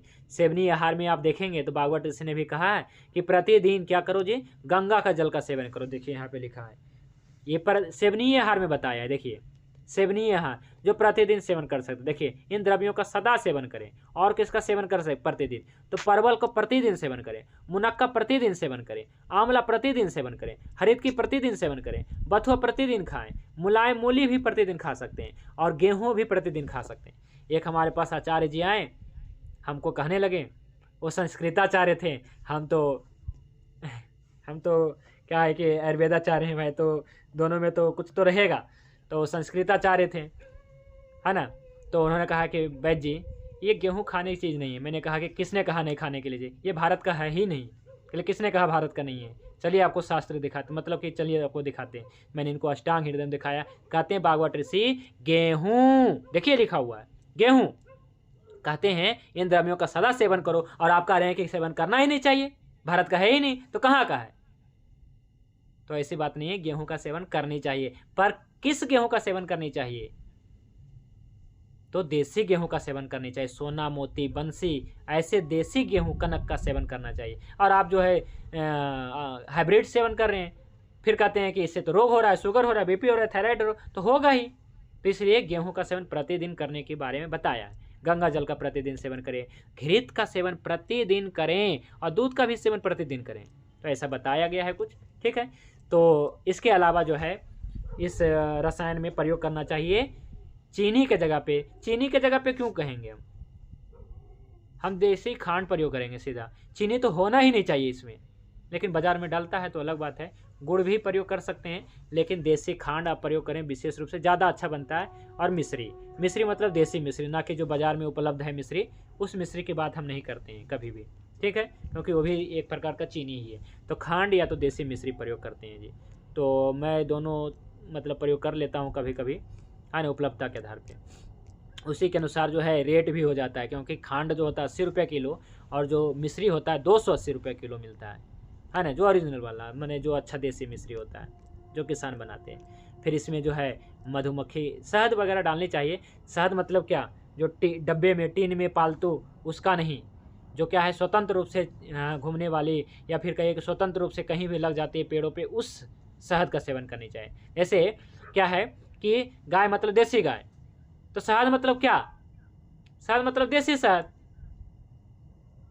तो इसी प्रकार से होना चाहिए। मान लीजिए कि आपके पास गाय है, लेकिन आपने जर्सी गाय ले आया और इसे जो है देसी खाना खिला रहे हैं, तो देसी खाना खिला करके जर्सी से क्या देसी घी प्राप्त कर लेंगे, देसी दूध प्राप्त कर लेंगे? बिल्कुल नहीं। इसी प्रकार से क्या है, शहद मधुमक्खी पालते हैं तो क्या है कि मधुमक्खी को चाहे कुछ भी खिलाएं आप, वैसे क्या खिलाते हैं, चीनी ही खिलाते हैं या नहीं भी खिलाते। मान लीजिए कि ये भले चर के आए, नेचुरल मधुमक्खी पूरे फूलों से रस चूस के आए, तो क्या मतलब है, तो ये मतलब कि हाइब्रिड ही, मतलब जर्सी ही एक प्रकार से कहिए कि मिक्स ही है ना, ये पालतू ही है ना। इस कारण से इसके द्वारा प्राप्त मक्खी का शहद जो है अच्छा नहीं माना जाएगा। इसलिए शहद मतलब छोटी मक्खी का शहद जो क्या है कि जंगल में हो या फिर कहीं घर में भी हो, कोई दिक्कत नहीं, पर क्या है कि वो पालतू ना हो, सीधी बात है। तो इस प्रकार से शहद के बारे में भी कुछ बताया गया है कि ये देखिए क्या बताया, नेत्रों के लिए हितकर बताया गया है। और शहद की तासीर ठंडा होता है जी। फिर कहेंगे शहद की तासीर ठंडा, तो कफ को कैसे ठीक किया? क्योंकि ये कसाय होता है जी, इसलिए ठीक करता है। अभिपाक में कटु होता है, मधुर नहीं होता शहद, कटु होता है, इसलिए कफ को ठीक करता है, लेकिन तासीर में ठंडा होता है, इसलिए गर्म दवाइयों के साथ लेनी चाहिए। अगला है वंशलोचन। तो वंशलोचन ऐसा तैसा नहीं लेना है, आर्टिफिशियल बहुत ज़्यादा आ गया है बाज़ार में, 200 रुपये किलो भी मिल जाएंगे, पर ये जो आप देख रहे हैं ये 4000 से ज़्यादा महंगा दिया, 4000 ये 5000 रुपये किलो ऐसा आता है, ठीक है। तो वंशलोचन मतलब इस ढेले के रूप में मिलेगा, है ना। और जो आर्टिफिशियल होगा पूरा छोटा छोटा मिलेगा, ऐसा ही कुछ मिलता है, पर ये अच्छा होता है। वंशलोचन यानी कि बाँस के बीच में पाया जाता है, ये अस्थि धातु के लिए बहुत ही अच्छा है जी, अस्थि धातु के लिए। अगली औषधियाँ है दालचीनी। दालचीनी को त्वक या दारू सीता भी कहते हैं। तो क्या है कि आप अलग अलग क्वालिटी का ले सकते हैं दालचीनी, पर जो मैं दालचीनी कोई भी कल्प में मैं प्रयोग करता हूँ तो यही हमारे पास दालचीनी है। इससे कहा गया है उत्तम क्वालिटी का ये दालचीनी होता है, जो विदेश से मतलब क्या है कि इम्पोर्ट किया जाता है ना। ये श्रीलंका से मंगाया जाता है जी। तो ये सीलोन सिनेमन है, ठीक है। देखेंगे यहाँ पे तो इसमें देखेंगे इसके वृक्ष लंका तथा दक्षिण भारत में पाए जाते हैं।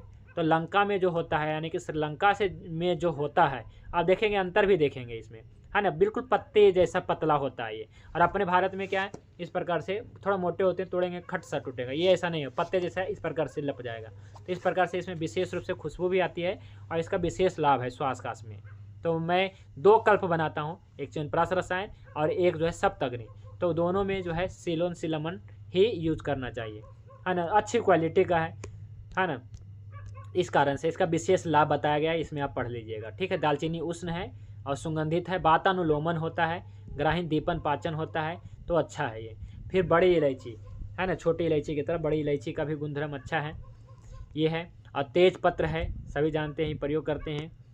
और अंतिम औषधियाँ हैं नाग केसर। लोग केसर प्रयोग करने लगे हैं, भागवत ऋषि ने कहा है नाग केसर प्रयोग करो, है ना। लेकिन लोग क्या करते हैं कि नहीं हम तो केसर प्रयोग करेंगे, क्यों? क्योंकि केसर प्रयोग ज़्यादा महंगा डालेंगे। अरे भाई महंगा डालना ही है अच्छी चीज़, तो अच्छा जो है आप दालचीनी डालो ना, है ना। अगर महंगा चीज़ डालना ही है कुछ अच्छी चीज़, तो वंशलोचन डालो ना, ओरिजिनल वाला।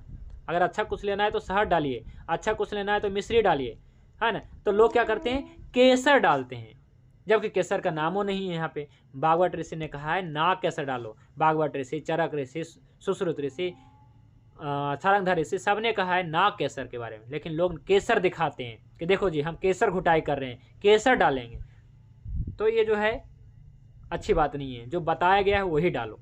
तो हम तो केसर डालते हैं, नाग केसर डालते हैं, केसर की कोई ज़रूरत नहीं। तो नाग केसर का जो गुणधर्म देखेंगे तो ये कम नहीं है, नाग केसर से भी ज़्यादा बढ़ के बताया गया, क्योंकि ये कसाय रस युक्त उष्णवीर ये भी है ना। और सबसे बड़ी बात इसलिए मैं डालता हूँ क्योंकि ये आम पाचक होता है, तो आम पाचक यानी कि सबसे अच्छा वही है। तो इस प्रकार से जो है च्यवनप्राश रसायन के तो वैसे विषय बनाएं कैसे, अब इसको कह के इसके बाद आज की क्लास को समाप्त करेंगे। थोड़ा अभी 10 मिनट और लग सकते हैं। च्यवनप्राश निर्माण विधि क्या होता है, तो पहला है कि फ्रेश आंवला लें, आंवला यानी कि देसी आंवला जो बिल्कुल छोटा हो। तो आजकल हाइब्रिड आंवला आ गया है, इससे बचें, क्योंकि रसायन बनाना है तो मेहनत करना पड़ेगा। तो इस प्रकार से देखिए हमारे पास जो है ताज़ा प्राप्त आंवला बिल्कुल 5 ग्राम, 6 ग्राम, 7 ग्राम, 8 ग्राम इस प्रकार से रहता है। और सबसे पहले धो धा के और इसे कपड़े में बांधे, देखिए इस प्रकार से परात में मेरा लिया हुआ है, कपड़े पे रखा हुआ है, अब इसे बांध दिया जाता, तो इसलिए जो है फ़ोटो में यही है। तो इसके बाद जो है इसे बांध दिया जाए और इसे जो है लगभग शास्त्रों में तो बताया गया है 12-13 लीटर, लेकिन मैं ज़्यादा लेता हूँ पानी, मैं 20 लीटर पानी लेता हूँ।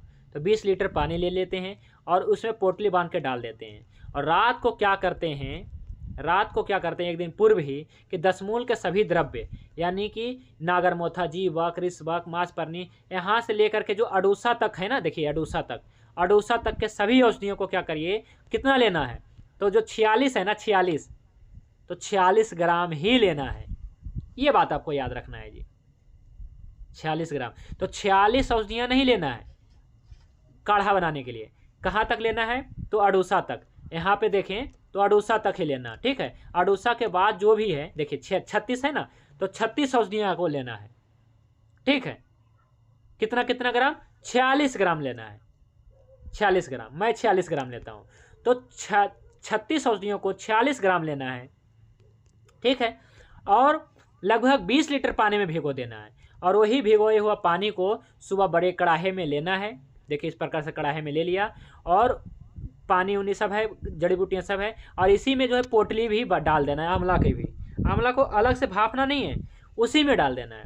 तो इसमें सब कुछ है जी, आप जो देख रहे हैं इसमें 36 जड़ी बूटियाँ हैं, 46 ग्राम, और आंवला है इसमें कितना, 500 पीस। हम कभी भी जो है तौलते नहीं हैं आंवला को तौल करके नहीं बताया गया है इसमें बताया गया है कि आंवला को गिन करके लो। तो हमने गिन करके लिया, कितने पीस, तो 500 पीस।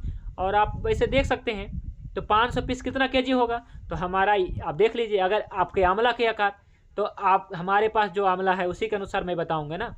और आपके पास अगर 20 ग्राम का आंवला है, क्योंकि आजकल बाजार में तो 30 ग्राम का भी आता है, पर हमारा एवरेज आंवला जो है, ये मैं सबसे छोटा दिखाने का प्रयास किया हूँ। ऐसा नहीं समझिएगा कि हम सबसे छोटा मैं 5 ग्राम वाला ही सब लेता हूँ, नहीं।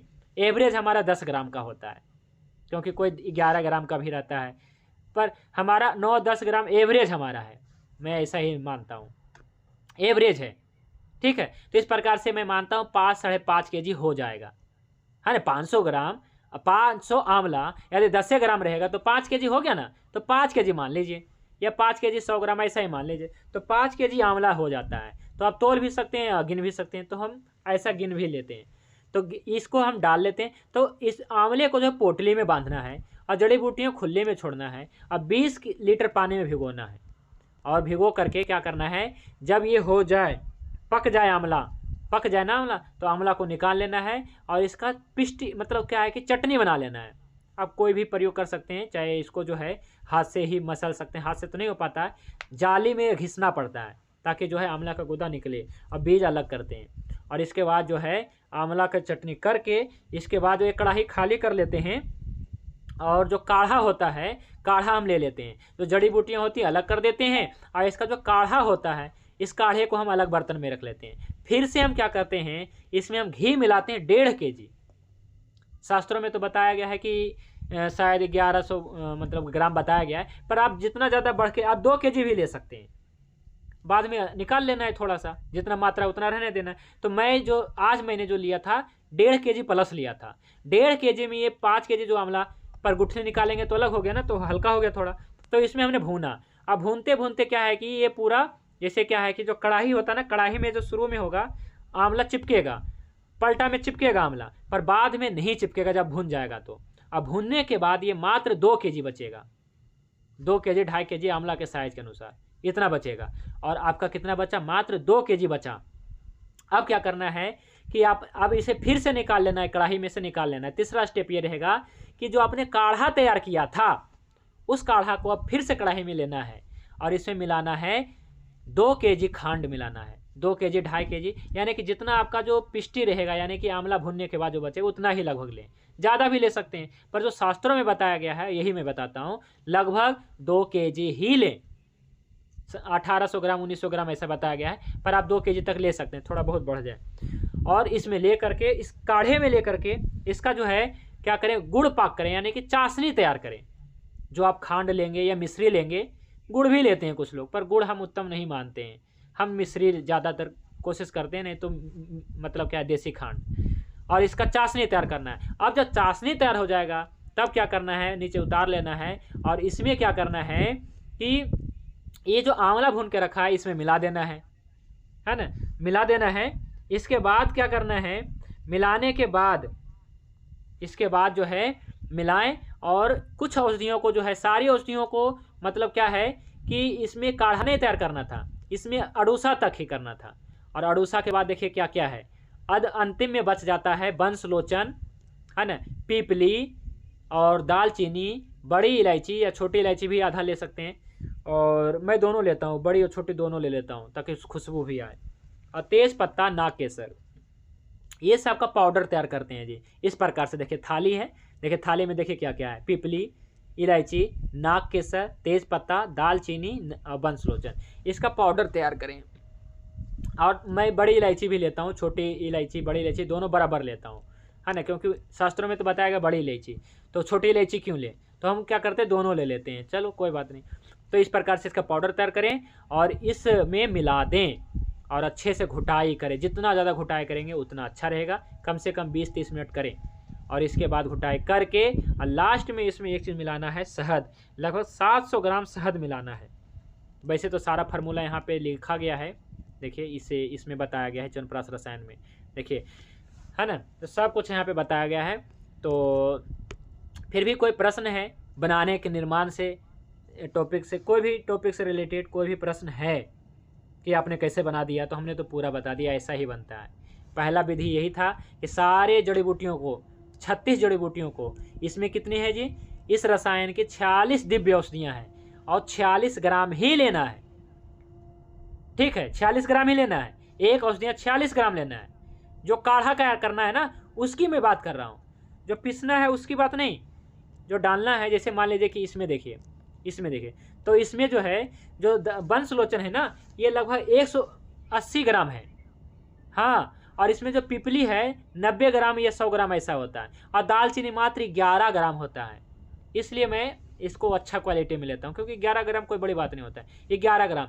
केसर भी 11 ग्राम है, नाग केसर, इलायची भी 11 ग्राम, तेज पत्ता भी 11 ग्राम है इसमें, पर इसमें बंसलोचन ज़्यादा होता है। तो क्या होता है कि जो अड़ूसा तक है इसका काढ़ा तैयार करें, कितना कितना ग्राम लेना है, 46 ग्राम, पानी कितना लेना है, लगभग 20 लीटर, और फिर काढ़ा तैयार करें चतुर्थांश शेष रहने तक, और आंवला को पिष्टी करें, और फिर खांड पाक करें, और इसके बाद जो मिलाएं इसमें पाउडर मिला दें। इस प्रकार से लास्ट में बिल्कुल ठंडा हो जाए तब जा करके शहद मिलाना चाहिए, 700 ग्राम तक मिला सकते हैं। तो आपका क्या है कि च्यवनप्राश रसायन बनकर तैयार होता है। आप कोशिश करें जितना ज़्यादा उत्तम लेंगे उतना अच्छा बनेगा, क्योंकि औषधियाँ जब अपने गुणों से परिपूर्ण होगा, है ना, तभी जो है लाभ करेगा। तो चलिए हम पूरा इसे पढ़ लेते हैं, च्यवनप्राश रसायन का जो है गुणधर्म देख लेते हैं, क्या है विशेषता च्यवनप्राश रसायन की। तो पहले पढ़िए, 4-5 लाइन पढ़िए कोई भी साथी, फिर हम बताएंगे। मधुर आम्ल रस प्रधान, पृथ्वी आप महाभूत प्रदान, यह अम्ल धर्मी औषधि है, आपद पर्णजन्य व्याधि में उपयोगी, वातज श्वास व काश में उपयोगी, रस रक्तादि धातुओं की वृद्धि करता है, हृदय रोग वात रक्त को नष्ट करता है, मूत्राशय शुक्राशय को ठीक करता है, उत्तम रसायन वाजीकरण है, मेधा स्मृति कांति बढ़ाता है, आरोग्य एवं दीर्घायु प्रदान करता है, इंद्रियों में शक्ति का संचार करता है, प्रति शक्ति की वृद्धि करे, सूजन व स्वर भेद को ठीक करे, बालक वृद्ध दुबले को सुडौल बनाए, पाचन शक्ति की वृद्धि करता है, वर्ण को बढ़ाता है। ठीक है जी, तो ये है विशेषता जी च्यवनप्राश की, जो हमने पूरा पढ़ा। इसका ये है कि ये जो है जठर अग्नि को, रस अग्नि को, रक्त अग्नि, जहाँ भी बढ़ा हुआ है अग्नि, ये क्या है जी, पृथ्वी और आप महाभूत प्रधान है, तभी तो धातु को बढ़ाएगा। तो धातु क्षय की चिकित्सा आज से शुरू हो गया जी, ठीक है। तो ये अष्टांग हृदय क्लास का ही सिलेबस हम इसे जोड़ देंगे, ठीक है। तो ये जो है क्या है कि क्लास 110 हो जाएगा, ठीक है। तो इसे आप जो है धातु क्षय की चिकित्सा समझ करके पढ़ें, क्योंकि ये पृथ्वी आप महाभूत प्रधान है, ये सभी धातुओं के ऊपर कार्य करेगा, ठीक है। जठर अग्नि से लेकर के रस, रक्त, मांस में अस्थि, मज्जा, शुक्र धातु तक की अग्नि को ये डाउन करेगा। अग्नि मंद होगी, थोड़ी कम होगी, तो धातुओं की वृद्धि होना शुरू हो जाएगा। तो हष्ट पुष्ट इस प्रकार से ये अब तर्पणजन्य व्याधि, यानी कि कमजोरी, बस जो भी बीमारियां होती है, जरा अवस्था में कोई भी बीमारियां होती है, इसके लिए ठीक है। और देखिए हमने लिखा है, देखिए बातज श्वास काश में उपयोगी है, क्योंकि यहाँ पे हम केवल लिख देते हैं श्वास काश में उपयोगी है, सभी खाने लग जाते हैं, नहीं, बातज श्वास काश में उपयोगी है। और रस रक्त आदि धातुओं को वृद्धि करता है। अब वातज हृदय रोग में लाभदायक है। मूत्राशय शुक्राशय को ठीक करता है। वातज ये शुक्र क्षय होगा तो वायु बढ़ जाता है, इसलिए उत्तम रसायन है, बाजीकरण है। मेधा स्मृति कांति को बढ़ाता है, दीर्घायु प्रदान करता है। सभी इंद्रियों, कर्म इंद्रियां, जनन इंद्रियां, ज्ञान इंद्रियां, सभी इंद्रियों में शक्ति का संचार करता है। इस प्रकार से सूजन, ज्वर भेद, स्वर भेद आदि को नष्ट करता है। बल वर्ण को भी बढ़ाएगा, है ना, वो स्टेज को बढ़ाता है। इस प्रकार से चलिए अब जो है हमने बता दिया इसका निर्माण विधि, इसका प्रयोग, सब कुछ बता दिया। अब कोई प्रश्न है तो रखिए। नमस्ते सर। नमस्ते। आज च्यवनप्राश सुबह एक बार ही लेना है क्या 2 टाइम लेना है? हाँ, पहला प्रश्न आ गया जी, अच्छा प्रश्न है। तो जैसा कि मैंने लिखा है व्याधि अवस्था अनुसार, देखिए क्या है, 10 से 20 ग्राम ही लेना है। शुरू आप करें तो 10 ग्राम, है ना, 10 ग्राम से 20 ग्राम तक लें व्याधि अनुसार। तो अपान काल में ले, यानी कि रसायन काल में भी ले सकते हैं, सुबह 4 बजे 5 बजे ले सकते हैं और चाट के लेना है। और इसके बाद रात्रि को सोते समय में ही उदान काल में भी ले सकते हैं। तो एक बार नाभि के नीचे कार्य करेगा, एक बार दिमाग के ऊपर कार्य करेगा। तो स्वस्थ व्यक्ति तो दोनों समय में भी ले, दोनों समय में लेना है जी, ठीक है। और तो बहुत सारे विधि है लेने का, ठीक है जी। और कोई प्रश्न?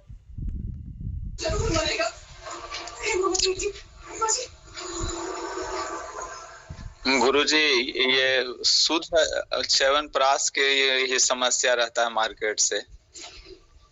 हाँ, वो तो रहता है। आप टॉपिक से रिलेटेड प्रश्न करिए ना, तब ना अच्छा रहेगा। ये तो शुद्ध तो आपके स्क्रीन पे दिख ही रहा है ना। और सबसे बड़ी बात, एक बात आओ मैं बताना चाहता हूँ। मैंने जैसा कि कहा था कि चाहे कंपनियां हो चाहे हम हैं, देखिए हमने इसमें एक बात जोड़ दिए हैं जी। देखिए हमने क्या जोड़ा है, देखिए एक लाइन आओ पढ़ दीजिए, कोई भी साथी आप ही पढ़ दीजिए। वर्मा जी, राकेश जी, पढ़िए क्या है, ध्यान रहे ये मैंने जो बताया है। हाँ, ध्यान रहे, एक बार की निर्माण प्रक्रिया में शास्त्रों में कही गई मात्रा में ही बनाना सर्वथा उचित और प्रभावशाली होता है। किंतु किसी भी बड़ी कंपनियों द्वारा निर्मित यह रसायन केवल एक व्यवसाय है। आप चाहे तो इस रसायन की क्वाथ और प्रक्षेप द्रव्य लेकर घर पर ही शुद्ध च्यवनप्राश तैयार कर सकते हैं। तो हमारा उद्देश्य ये है जी, कहने का मतलब ये है कि चाहे कंपनियां हो चाहे हम हो, जब कोई भी बड़ा काम करेगा तो पूर्ति नहीं कर पाएगा जी, शुद्ध चीज पूर्ति नहीं कर पाएगा। इसलिए मैं सभी के लिए एक उपाय, एक सोल्यूशन ढूंढ के लाया हूँ जी। क्या लाया हूँ कि मैं भी यदि आप सभी के लिए तैयार करने लगूं, वैसे तो आप सभी अष्टांग हृदयम क्लास के मेंबर हैं, वो तो हम जानते हैं और हम देंगे भी, लेकिन क्या है कि हमारा उद्देश्य क्या है, आप सभी लोग पढ़ लिया, लेकिन जो जिनके पास कुछ समय रहता है तो वो तैयार कर सकते हैं। कैसे? तो प्रक्षेप द्रव्य लेकर के या क्वाथ द्रव्य लेकर के, कुछ नहीं है, गाय का घी आपके पास होनी चाहिए, शहद आपके पास होनी चाहिए, बस 2 ही चीज़ की जरूरत है। और ज़्यादातर तीसरी चीज़ अच्छी इसमें खांड और आंवला, ये प्रमुख घटक द्रव्य है जी, ये आपके पास शुद्ध होनी चाहिए। बाकी हमने क्या किया है कि हमने जितने भी क्वाथ द्रव्य है, यानी कि 1 से लेकर के 36 तक 46 ग्राम, वो सभी का क्वाथ द्रव्य हमने तैयार कर दिया है, ठीक है। 46 गुने 36 कर लीजिए, इतना जो है आपको ग्राम, मतलब क्या है कि करना है आपको 20 लीटर पानी में रात को भिगो देना, सिंपल है ना। 40 गुने 36 इतना हो जाता है, लगभग 1.5 kg के आसपास हो जाता है, 1656 ग्राम। 20 लीटर पानी में भिगो दीजिए रात को, और सुबह काढ़ा तैयार करना है और 500 आंवला लेना है। और इसके बाद जो है एक पाउडर देंगे जिसमें प्रक्षेप द्रव्य रहेगा, जो ऊपर से छिड़कना है, बस इतना ही करना है। तो अपने घर पे ही क्या है कि निर्माण कर सकते हैं, क्वाथ द्रव्य लेकर के, प्रक्षेप द्रव्य लेकर के, क्योंकि हम सभी हम जानते हैं कि इतना जो है क्या है कि बहुत मात्रा में जो है च्यवनप्राश कोई भी कंपनी नहीं कर सकती है, कोई भी लोग नहीं कर सकता है, करेगा तो इसमें जो है। और हमने देखिए क्या लिखा है, हमने एक ही बात जानते हैं कि इस रसायन के निर्माण में जो भागवत ऋषि, चरक ऋषि ने जो बोला है, क्या बोला है कि 500 आंवला लो, 500 आंवला लेना बहुत जरूरी है। लेकिन आप क्या करते हैं और आप क्या सोचते हैं कि ऐसा करते हैं कि 500 ना लेकर के 5000 ले लेते हैं, या 500 ना लेकर के 10 गुना बढ़ा लेते हैं, 50 kg ले लेते हैं, और क्या करते हैं कि ये सभी जड़ी बूटियों को 46 ग्राम ना ले करके 10 गुना बढ़ा लेते हैं, 460 ग्राम ले लेते हैं, बनाते हैं एक बार में ढेर सा। लेकिन सावधान, ऐसा नहीं करना है, ठीक है, ऐसा नहीं करना है। जो शास्त्रों में जो बताया गया है प्रमाण कि आपको 500 ग्राम ही आंवला लेना है, यानी कि एक लौट में, एक बार की निर्माण की प्रक्रिया में आपको 5 kg तक ही बनाना है। मैं 5 kg ही बनाता हूँ एक बार की प्रक्रिया में। और चाहे तो एक बड़ा सा कढ़ा लेकर के, या फिर कहें कि उतना तो है ही हमारे पास, लेकिन बनाना इतना ही हमें, क्योंकि ये अच्छा बनाना है, प्रभावशाली उचित बनाना है। तो इसलिए कहा गया है कि ऐसा ना करें, इसमें बताया गया है तो ऐसा ही बनाए, है ना, कि एक बार में बहुत सारा ले लेते हैं, कुंटल कुंटल ले लेते हैं, हमें क्या पता कितना लेते हैं। तो इसलिए क्या है, वो उतना इसलिए अच्छा नहीं बनता क्योंकि पहले औषधियाँ अपने गुणों से संपन्न नहीं है, दूसरी कि जो बना रहे हैं एक बार में इतना ज़्यादा बना रहे हैं कि संभव ही नहीं है, ठीक है। तो एक दिन में बन जाता है लगभग, ये ज़्यादा नहीं लगता है, मतलब 6-7 घंटे लगते हैं, बन जाता है आराम से। तो क्वाथ द्रव लीजिए, काढ़ा तैयार करिए, आंवला को पीसिए और भूनिए, है ना, मिश्री पाक तैयार करिए और इसमें जो है आप मिलाइए, है ना, और प्रक्षेप द्रव्य लास्ट में इस प्रकार से जो थाली में है इसको पाउडर करके, वो पाउडर भी मिल जाएगा। तो हमारे तरफ से 2 ही सहायता है, हमारे तरफ से 2 ही सेवा है। क्या सेवा है जी? कि हम आपको देंगे क्वाथ द्रव्य, हम देंगे आपको प्रक्षेप द्रव्य। आप सभी तो क्लास में जुड़े हैं, बाद में यूट्यूब पे भी देखते हैं, तो क्या है कि कुछ कॉल आ जाते हैं तो कहने लग जाते हैं। तो हम आपको देंगे क्वाथ द्रव्य, हम आपको देंगे प्रक्षेप द्रव्य, है ना, आपको घर पे तैयार करना है, ठीक है। और जो नहीं कर पाएंगे तो उनको मैं केवल 1 से 2 दे पाऊंगा, ठीक है जी, ज़्यादा नहीं, बनी बनाई, ठीक है। और कोई प्रश्न है तो रख सकते हैं। तो च्यवनप्राश के वातज प्रधान लोग ही न ले सकते? बिल्कुल, वातज, जिनकी जन्म प्रकृति बात की है वो ले सकते हैं, या फिर वर्तमान में जिनकी बात की समस्या चल रही है वो ले सकते हैं, और जिनकी कुछ भी नहीं चल रही है वो भी ले सकते हैं, क्योंकि ये रसायन है, कोई भी कर सकता है अपना रसायन का। लेकिन कफ से ग्रसित है वो तो नहीं ले सकता है ना? कफ से अगर कुछ बलगम ऐसी कफत चल रही है समस्या तो नहीं ले सकते हैं, बिल्कुल नहीं जी जी, नहीं ले सकते हैं जी, मैं तो नहीं कहूँगा। और एक बात, ये तो हो गया जी, इतनी बड़ी जो है 52 पेज का एक रसायन हमने बनाया। अब मैं आपको एक लाइन का एक लाइन का मैं रसायन बता देता हूँ, वो है जी अचार रसायन। पहले भी मैंने बताया था, अचार रसायन, बस। अचार रसायन क्या है जी? मतलब क्या है कि अचार रसायन में होता है कि आप जो है जो भी आपकी मन से, वचन से, कर्म से आप पवित्र हो जाएं, मनसा वाचा कर्मणा जो बताया गया है, आप पवित्र हो जाएं, आप जो है पवित्र हो जाएं उससे। और आप जो है अचार रसायन यानी कि सदाचार का सेवन करें, झूठ ना बोलें, चोरी ना करें, कुछ भी ऐसा गलत ना करें, यही है आपका अचार रसायन। इससे बढ़कर के रसायन कोई नहीं है, च्यवनप्राश भी नहीं है, वही सबसे बड़ा रसायन होता है। क्योंकि इसका सेवन, अचार रसायन का सेवन करने वाले को कोई रसायन की जरूरत नहीं पड़ता है, ऐसे कोई भी ऐसे औषधि का प्रयोग मतलब जरूरत ही नहीं पड़ेगा, ठीक है। तो सबसे बड़ा अचार रसायन है। फिर भी मान लीजिए कि आए दिन हो गया दिक्कत, आगे से ध्यान रखेंगे तो च्यवनप्राश रसायन है ना, यह एक रसायन है, ना कि चटनी है जी, ठीक है। और कोई प्रश्न है तो रख सकते हैं जी, टॉपिक से रिलेटेड। गुरु जी 5 किलो से कम भी नहीं बना सकते क्या इसको? नहीं, कम नहीं बना सकते हैं, हाँ बिल्कुल कम हम क्या कहेंगे, आपने ऐसा प्रश्न ही कह दिया, कम बना सकते हैं। लेकिन मैं आपको बताऊं, जब आप 5 kg आंवला लेंगे ना तो आपका टोटल जो बनेगा ना वो 5 kg बनेगा, क्योंकि इसमें ना आंवला वगैरह कम हो जाता है भूनते भूनते, और इसमें 2 किलो मिश्री मिलाएंगे और 2 किलो आंवला बचेगा, तो लगभग 4 kg, और मतलब थोड़ा शहद मिलाएंगे 700 ग्राम, तो लगभग आपका 5 kg के बराबर बनेगा ये माल, है ना। प्रक्षेप द्रव्य आदि मिला करके टोटल आपका 5 kg ही बनेगा, ज़्यादा नहीं बनेगा। ऐसा नहीं समझिएगा कि 5 kg आंवला ही ले लेंगे तो 10 kg बन जाएगा, नहीं, टोटल 5 kg ही बनेगा जी, एक दिन में 5 kg, एक बार में 5 kg। हाँ जी, और एक बात मैं बताता हूँ कि एक बार में अगर 5 kg बना लेते हैं तो आपके लिए पूरा पर्याप्त हो गया, एक आदमी के लिए तो पर्याप्त हो गया। इसीलिए शायद भागवत ऋषि ने कहा है कि 500 आंवला लेकर के बनाओ, ठीक है जी। तो जो अश्विनी कुमार ने जो बनाया था, इनकी कोई थोड़ी कंपनी थी कि इसको पूरे भारत को खिलाना था, नहीं। तो पहले क्या होता था कि हर जगह ये कार्य होता था, कोई ऐसी बड़ी कंपनी नहीं थी कि बन रही है यहाँ और सप्लाई कहीं और हो रहा है, ऐसा कोई सिस्टम नहीं था, सभी जानता था, और जानता था, सब जगह उपलब्ध भी था। और यही उद्देश्य भी था कि सब जगह बने और थोड़ी मात्रा में बने ताकि इसका जो है प्रभावशाली बन सके। तो इसलिए क्या है कि 500 आंवला का फार्मूला दिया एक बार बनाने में। तो आप चाहें तो 250 आंवला ले लीजिए, कोई बात नहीं। अगर आप 2.5 kg बनाना चाहते हैं 2.5 इतना ही बनाइए। लेकिन ये बात है ये कभी ख़राब नहीं होता। अगर आप इसमें शहद मिला दें तो ख़राब नहीं होता है जी, ठीक है। साल 2 साल 3-4 साल 5 साल 10 साल तक ख़राब नहीं होता है ना, बिल्कुल नहीं। हमारे पास पिछले साल का भी रखा हुआ है ना, ख़राब नहीं होता है क्योंकि अच्छे तरीके से बनाएंगे तो ख़राब नहीं होगा। तो जी और भी कोई प्रश्न है तो रख सकते हैं जी। गुरु जी प्रणाम। जी राम राम। आपने कहा इसका सेवन जब करते हैं तो झोपड़ी में रहना, एक व्यक्ति रहना, इसका क्या कारण है?